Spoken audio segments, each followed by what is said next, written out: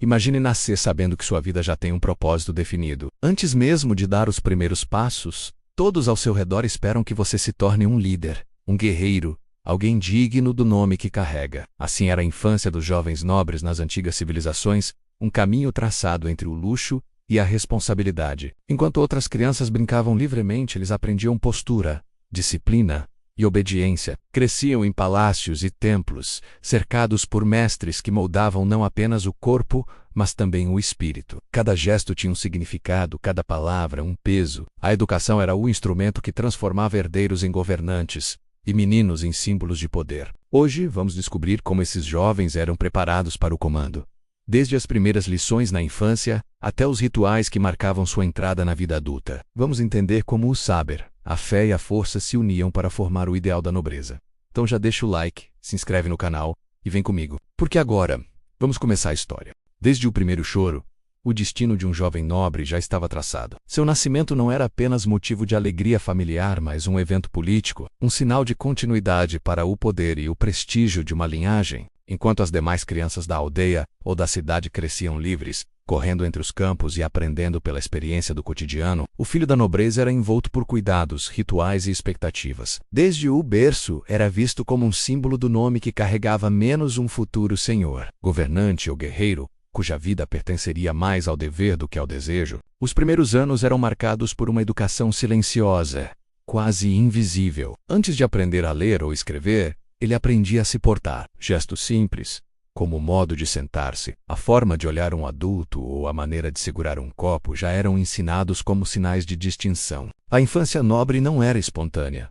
Era uma preparação constante, um ensaio para o papel que um dia deveria desempenhar. A cada palavra, a cada movimento, havia uma lição implícita sobre hierarquia, respeito e controle. Ao seu redor, o ambiente refletia essa missão. Quartos adornados com símbolos da família, amuletos religiosos, pequenas estátuas protetoras ou inscrições sagradas que lembravam o jovem de que estava sob os olhos dos deuses e dos antepassados. As babás e criadas o tratavam com deferência, mas também com medo de ultrapassar os limites. E entre elas, a figura materna se destacava. Era ela quem, nos primeiros anos, transmitia os valores essenciais da linhagem. As mães nobres eram guardiãs da honra familiar e sabiam que educar um herdeiro era moldar o futuro. Por isso suas palavras tinham o peso do destino, e sua ternura era sempre acompanhada de firmeza. Quando o menino dava os primeiros passos no mundo do saber, era confiado aos tutores, homens cultos, escolhidos com extremo cuidado. Esses mestres não eram simples professores. Eram moldadores de caráter. Ensinavam os rudimentos da leitura e da escrita, mas o faziam sempre acompanhados de lições morais. As histórias antigas eram mais do que entretenimento. Eram manuais de conduta. Cada herói representava uma virtude, cada queda uma advertência. O jovem aprendia a ver o mundo não como um espaço de prazer, mas como um campo de responsabilidades. A religião também ocupava um lugar central. Desde cedo ele era levado aos templos, aprendia orações e conhecia os rituais da fé. Era instruído sobre a importância dos deuses, dos espíritos ou do destino, dependendo da cultura e do tempo. Essa dimensão espiritual não era opcional. Era o alicerce invisível que sustentava toda a estrutura da nobreza. Afinal, o poder de governar era visto como uma dádiva divina, e desrespeitar as regras sagradas significava trair não apenas a família, mas a própria ordem do cosmos. No entanto, mesmo em meio à rigidez, havia momentos de ternura e descoberta. O jovem nobre brincava menos, mas suas brincadeiras eram cuidadosamente orientadas. Jogos de tabuleiro para exercitar o raciocínio, miniaturas de armas para treinar a precisão, pequenas competições para cultivar o espírito de superação. O prazer e o aprendizado caminhavam juntos, e nada era deixado ao acaso. Até os brinquedos eram instrumentos de educação, desenhados para formar um caráter disciplinado e confiante. Em muitos lugares, os meninos nobres eram incentivados a observar o comportamento dos adultos da corte. Passavam horas em silêncio acompanhando reuniões, cerimônias ou banquetes, aprendendo pela observação. Cada gesto do pai, cada decisão de um conselheiro, tornava-se uma lição viva. Era assim que se compreendia o que significava o poder. Não um privilégio a ser desfrutado, mas uma carga a ser sustentada com dignidade. Entre os povos antigos, essa formação precoce podia variar em forma, mas não em essência. No Egito, por exemplo, o jovem herdeiro aprendia desde cedo os hinos sagrados e o respeito às hierarquias do templo. Na Mesopotâmia, os filhos da elite eram iniciados na escrita cuneiforme e no cálculo, preparando-se para administrar terras e riquezas. Na Grécia, o ideal era o equilíbrio entre corpo e mente, e o aprendizado começava com música, poesia e ginástica. Apesar das diferenças, todos partilhavam a mesma ideia.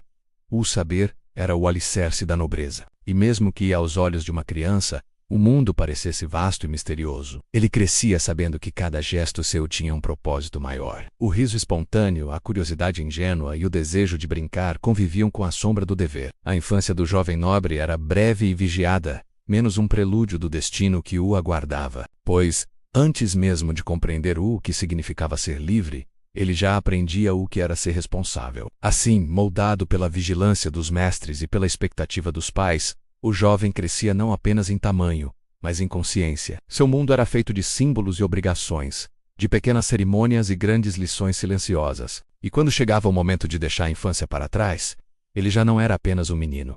Era o esboço de um líder, um espírito preparado para servir, comandar e representar menos alguém, cuja educação não era apenas uma herança, mas uma missão. Quando o jovem nobre deixava a infância para trás, o tom de sua educação mudava completamente. A ternura e o cuidado da casa cediam lugar à solenidade dos mestres e à disciplina do aprendizado formal. Era o início de sua formação para o poder. O momento em que a mente precisava ser moldada com a mesma precisão com que, um dia, seu caráter fora esculpido. Já não bastava saber portar-se ou recitar preces. Era preciso compreender o mundo, as leis que o regiam e o papel que lhe cabia dentro dele. Os dias passavam entre salas silenciosas e corredores cobertos de símbolos de autoridade. Nos palácios, a educação acontecia sob o olhar atento dos conselheiros do pai, de tutores experientes e muitas vezes de sacerdotes que viam no saber uma forma de servir ao divino. Cada lição era uma pequena iniciação. História, geografia, matemática e astronomia não eram apenas conhecimentos abstratos.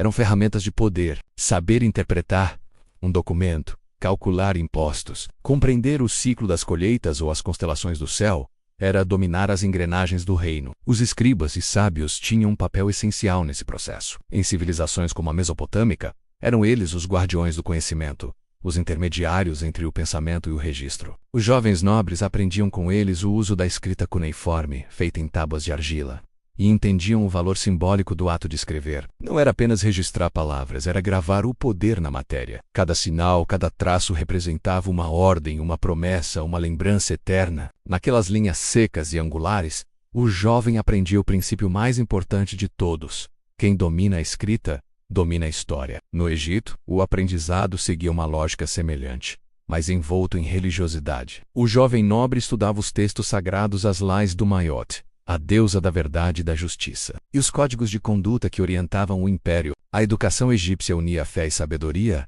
e o aluno era constantemente lembrado de que o poder sem equilíbrio era uma forma de ruína. Muitos aprendiam no interior dos templos, onde o silêncio era parte do ensino. A escrita hieroglífica, com seus desenhos de pássaros, olhos e serpentes, era ensinada como uma arte sagrada, um elo entre o homem e os deuses. Aprender a escrevê-la era uma honra, e apenas poucos tinham esse privilégio. Na Grécia, por sua vez, o espírito da educação assumia uma forma mais aberta e questionadora. Os jovens aristocratas eram educados para o diálogo, a retórica e a reflexão. Aprendiam a debater, a defender ideias, a observar o mundo e tirar conclusões próprias. As palavras tinham poder, e a voz bem treinada podia mover assembleias tanto quanto um exército em marcha. Em cidades como Atenas, a filosofia se tornava parte essencial da formação dos jovens de elite. Era através dela que aprendiam a distinguir o justo do injusto, ou útil do belo, o transitório do eterno. O saber ali não era apenas um instrumento de governo, mas também um caminho para compreender o sentido da existência. Apesar das diferenças culturais,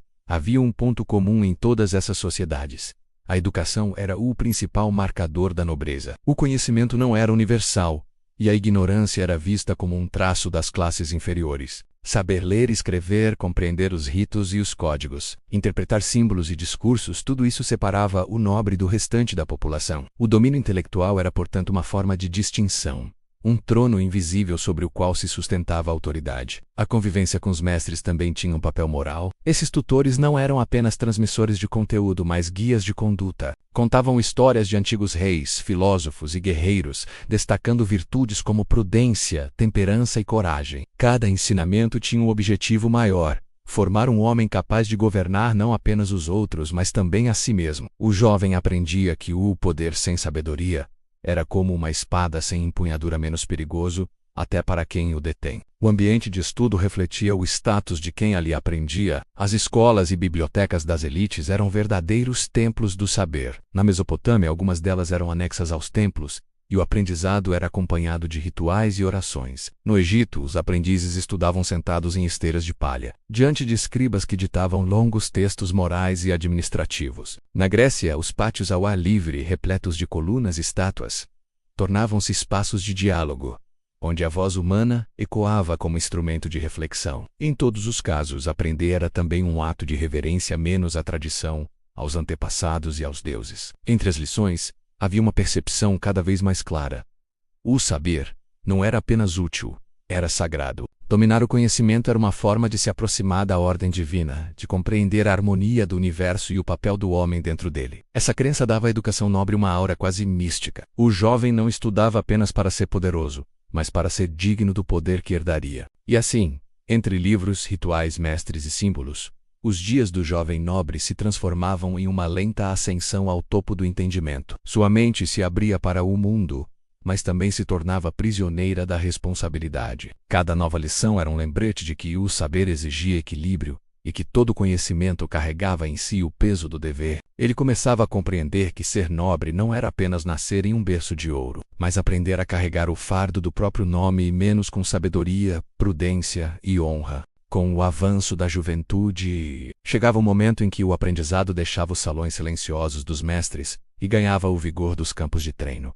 A mente já havia sido instruída. Agora era o corpo que devia ser moldado. Nenhum jovem nobre poderia aspirar ao poder sem demonstrar força, destreza e coragem. O conhecimento o preparava para governar, mas era a disciplina física que o legitimava diante dos soldados e do povo. Em quase todas as civilizações antigas, educar um herdeiro significava transformá-lo também em guerreiro. A rotina desses treinos era árdua e constante. E ao amanhecer, o jovem já estava de pé, conduzido pelos instrutores aos espaços de prática menos pátios de areia, campos cercados ou ginásios onde o som das armas ecoava como um cântico. Aprendia primeiro a dominar o próprio corpo.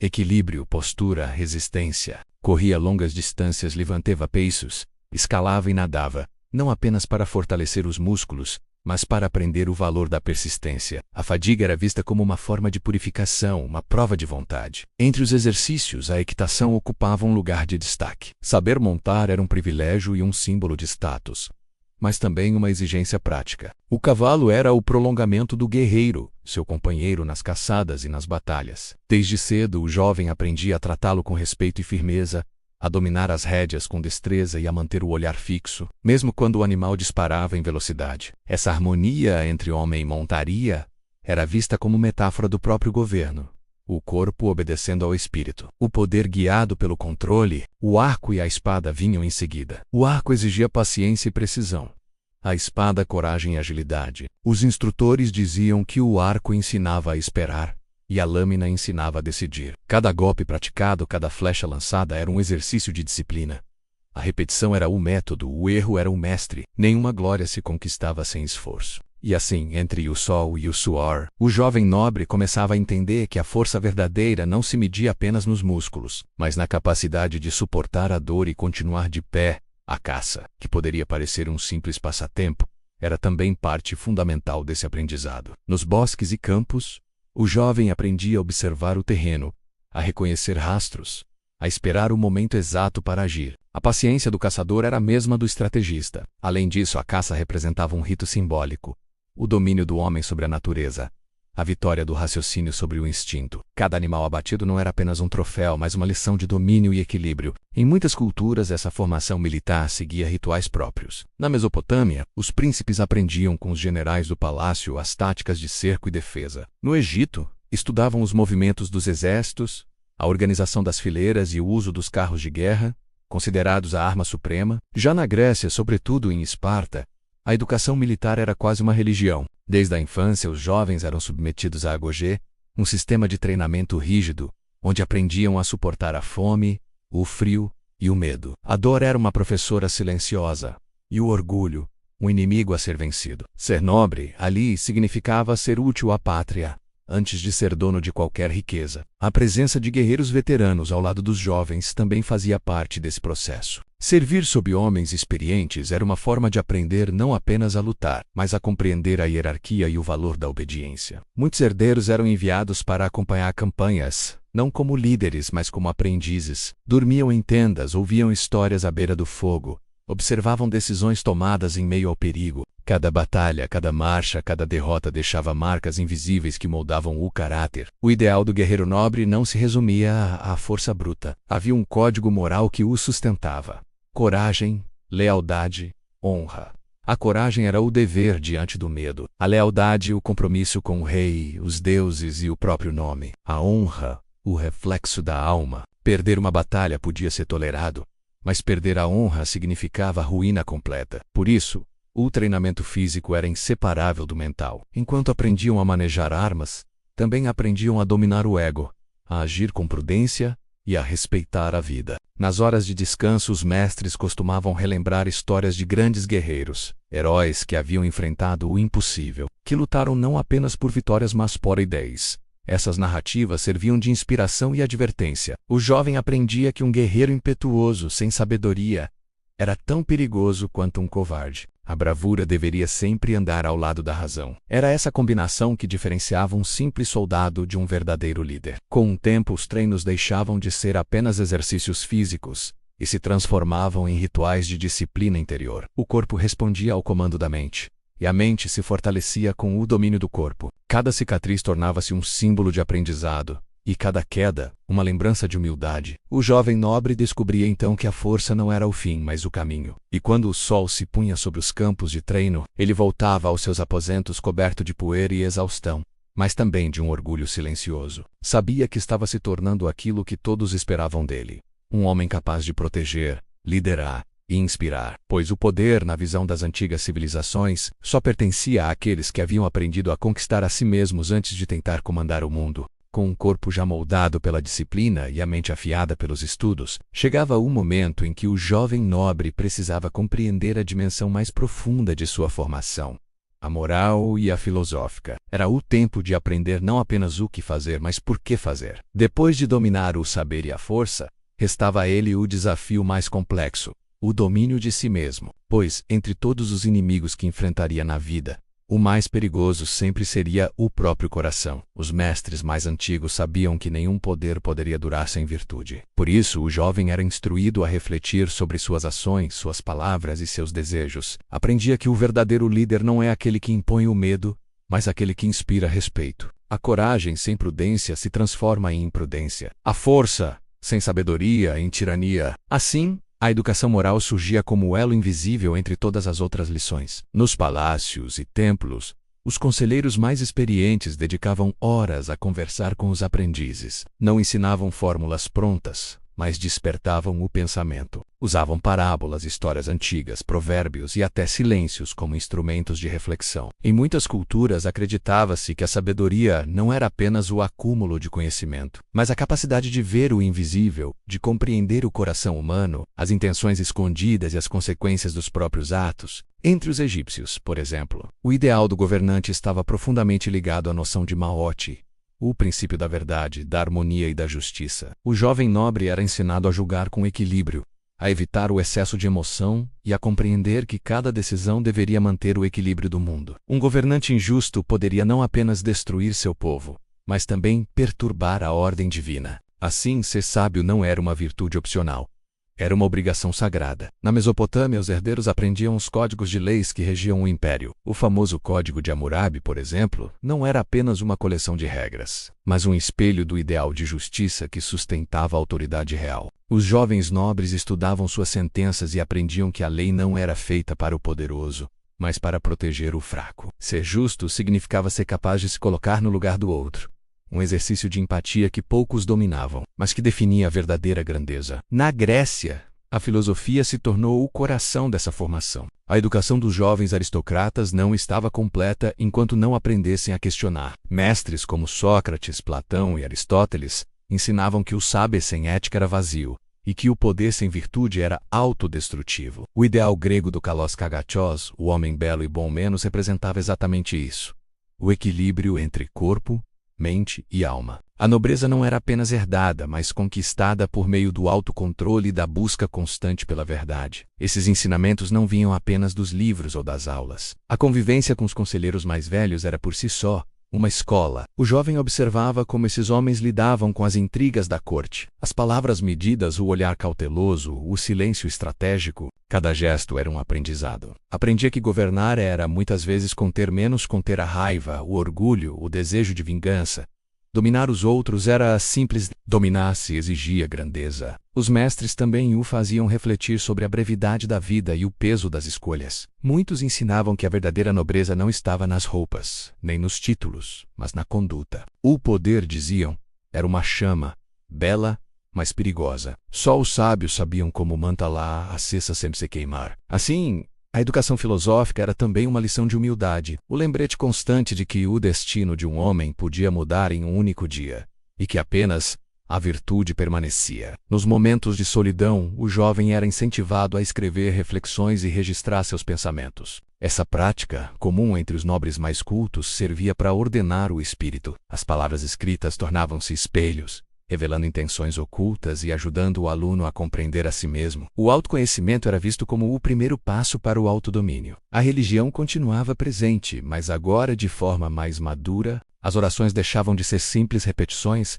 e tornavam-se meditações sobre o sentido da existência. O jovem aprendia a olhar para o mundo como uma grande ordem moral, onde cada ação humana tinha um reflexo espiritual. Os deuses, os antepassados, os símbolos, tudo servia como guia para a conduta. A fé e a filosofia se entrelaçavam, formando o mesmo caminho de sabedoria. Com o passar dos anos, esse processo de refinamento interior transformava o aprendiz em algo novo. Já não era apenas um guerreiro ou um estudioso, mas um homem que compreendia o peso da própria voz. O ideal do homem completo.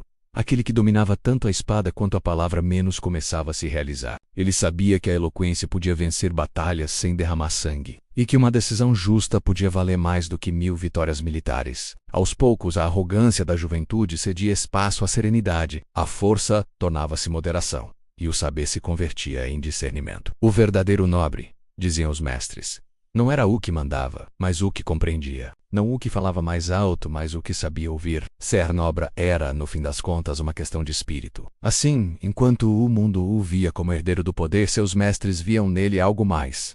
Um aprendiz da sabedoria, pois o destino dos reinos dependia menos da espada que protegia suas fronteiras, e mais do coração de quem os guiava. Dominar-se era, afinal, o primeiro e mais difícil ato de governo. E apenas quem vencia a si mesmo podia aspirar a governar os outros com justiça e grandeza. Chegava, enfim, o momento em que o jovem nobre deixava de ser aprendiz para tornar-se homem. A longa preparação intelectual, moral e física começava a revelar seu propósito: moldar alguém digno de representar sua linhagem diante do mundo. Mas essa transição não acontecia de forma discreta. Era marcada por ritos, cerimônias e provações que anunciavam a passagem da juventude para a vida adulta, menos um instante solene, carregado de simbolismo e expectativa. Em quase todas as civilizações antigas, a nobreza celebrava esse momento como um renascimento. No Egito, o herdeiro participava de rituais de purificação banhando-se nas águas do Nilo, antes de vestir as vestes cerimoniais e prestar juramentos diante dos deuses. Na Mesopotâmia, era conduzido aos templos para oferecer oferendas e reafirmar seu compromisso com a ordem divina e a justiça.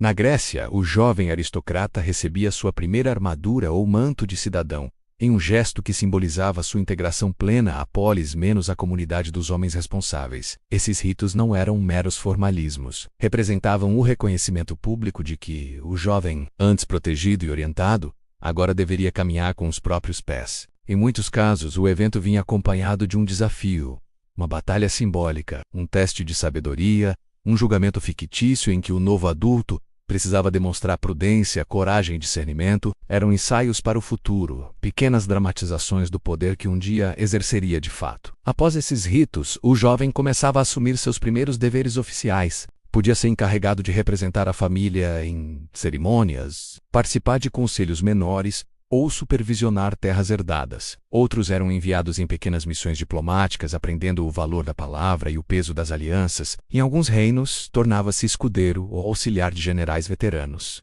observando de perto o funcionamento real do poder. Cada tarefa, por mais simples que parecesse, tinha o objetivo de testar sua capacidade de liderança e responsabilidade. Era também o início da vida pública, um terreno repleto de glórias e armadilhas. O jovem agora vivia sob os olhos atentos da corte, dos conselheiros e, sobretudo, do povo. Sua imagem já não pertencia apenas à família, menos era um patrimônio político. O modo de falar, de vestir, de reagir em público era observado e comentado. Um gesto impensado podia manchar o prestígio de gerações. Uma atitude nobre podia elevá-lo acima dos demais. Assim aprendia que cada palavra carregava consequências, e que o silêncio, muitas vezes, era a mais sábia das respostas. Ao mesmo tempo, essa nova fase trazia um fardo invisível. A herança que herdava menos o nome, as terras, o título, era também uma prisão dourada. Desde o nascimento haviam-lhe dito quem deveria ser. Agora chegava o momento de provar se realmente estava à altura desse ideal. O peso das expectativas familiares era imenso.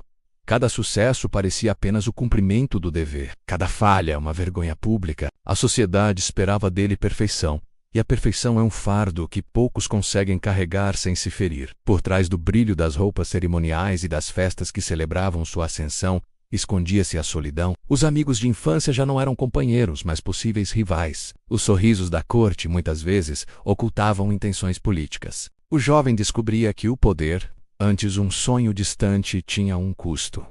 A perda da simplicidade. Passava a medir cada gesto, a calcular cada aliança, a desconfiar dos elogios. Era o início de uma maturidade amarga, na qual a sabedoria conquistada servia não para proteger-se do mundo, mas para sobreviver nele. Mesmo assim, havia um brilho particular nesse momento da vida. Era a fase da descoberta de si, das primeiras decisões independentes, da afirmação da própria identidade dentro do nome que carregava. Muitos jovens nobres buscavam maneiras de deixar sua marca patrocinando obras, estudando com filósofos renomados, liderando pequenas tropas, ou dedicando-se à diplomacia e às artes. Essa busca por significado transformava o aprendizado em ação, e o ideal em realidade. Em algumas culturas, como a romana, essa transição era marcada por um ato público. O jovem vestia pela primeira vez a toga virilas, símbolo da maturidade e da cidadania. A cerimônia era acompanhada de discursos e bênçãos, mas também de advertências. Lembrava-lhe que, a partir dali,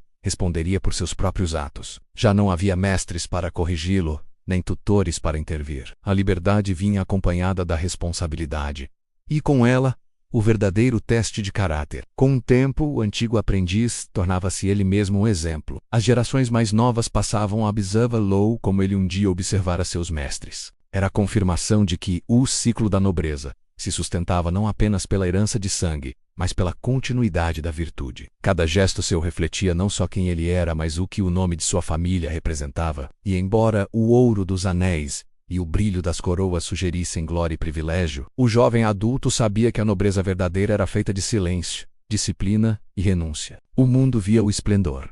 Ele sentia o peso. E ainda assim, havia orgulho nessa carga, pois compreender o próprio dever e aceitá-lo com serenidade era o último passo de sua formação. O ponto em que o herdeiro se tornava homem e o homem finalmente digno do destino para o qual fora preparado desde o berço. O jovem que um dia observava o mundo com olhos curiosos agora se tornara um homem completo, não no sentido de perfeição, mas de plenitude. As lições que recebeu, os silêncios que suportou e as responsabilidades que aceitou haviam talhado sua alma com a mesma precisão com que o escultor transforma o mármore em forma. Ele já não era apenas um herdeiro, era o reflexo vivo de tudo o que sua educação pretendia criar: equilíbrio, prudência e continuidade. Agora, ao ocupar o lugar que outrora pertencera a seus mestres, percebia com nitidez o propósito de cada ensinamento. A paciência aprendida nas horas de escrita, o controle cultivado durante os treinos militares, a sabedoria transmitida nas longas conversas com os conselheiros, tudo se unia em um mesmo ponto: a capacidade de agir com justiça. Era isso que distinguia o nobre do simples poderoso.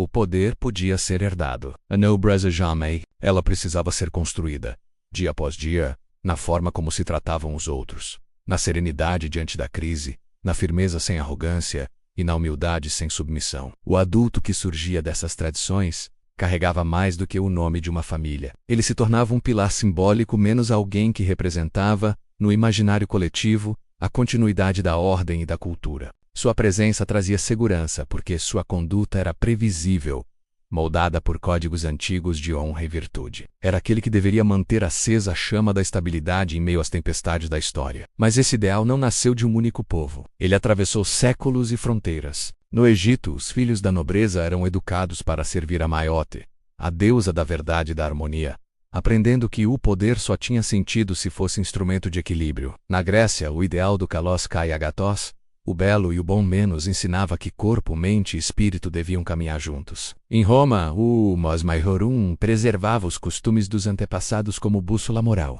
Na Idade Média, a cavalaria transformou o dever em juramento sagrado. E mais tarde, nas cortes renascentistas, o verdadeiro nobre passou a ser também um patrono das artes, um protetor do saber e da beleza. Em todas essas formas, a educação nobre buscava o mesmo resultado: criar alguém capaz de unir força e sabedoria. Alguém que não apenas governasse, mas inspirasse. A essência dessa formação não estava nos palácios nem nos títulos, mas no domínio de si mesmo. O nobre, em seu melhor sentido, era aquele que compreendia o valor da medida, menos que sabia quando falar, e quando silenciar, quando agir e quando esperar. Com o passar dos séculos, o brilho dessa nobreza ancestral se transformou. As coroas perderam seu poder político, os brasões deixaram de garantir autoridade, e os palácios se tornaram museus. Mas a ideia que sustentava tudo isso permaneceu, a de que a verdadeira grandeza nasce do caráter. Hoje talvez não haja mais tutores reais, nem templos dedicados à instrução dos herdeiros. Mas o desejo de formar líderes sábios continua a pulsar em cada sociedade.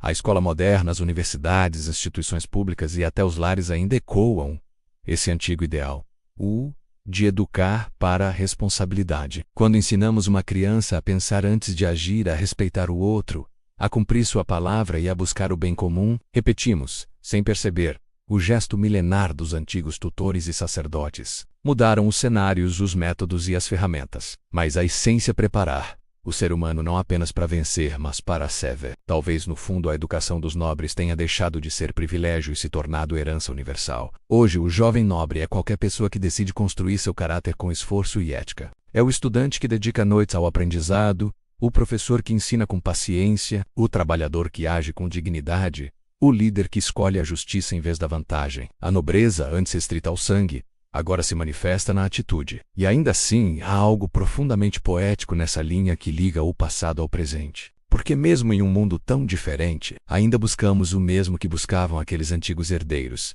compreender nosso papel no tempo, agir com sabedoria e deixar algo de valor para quem vier depois. A educação, seja nos palácios de outrora ou nas salas de aula de hoje, continua sendo a ponte entre o que somos e o que aspiramos ser. O homem que um dia foi um jovem nobre talvez olhasse agora o pôr do sol sobre suas terras, lembrando-se dos mestres, das lições e dos juramentos. Perceberia que a maior de todas as vitórias não foi conquistar territórios, mas dominar a si mesmo. Entender que o poder verdadeiro não se mede em ouro, mas em serenidade, e que a honra, longe de ser um título, é uma escolha diária menos silenciosa, invisível e eterna. Assim, a história da educação dos jovens nobres não é apenas um retrato do passado, mas um espelho do presente. Cada geração reescreve esse legado, adaptando-o às suas próprias necessidades, mas mantendo viva a centelha da sabedoria. O tempo pode mudar tudo, os reinos, as línguas, os costumes, mas a busca por formar seres humanos justos e conscientes continua sendo o mais nobre dos propósitos. E quando olhamos para trás, para os antigos tutores, escribas e filósofos que moldaram os líderes do mundo, talvez possamos ver neles um reflexo de nós mesmos,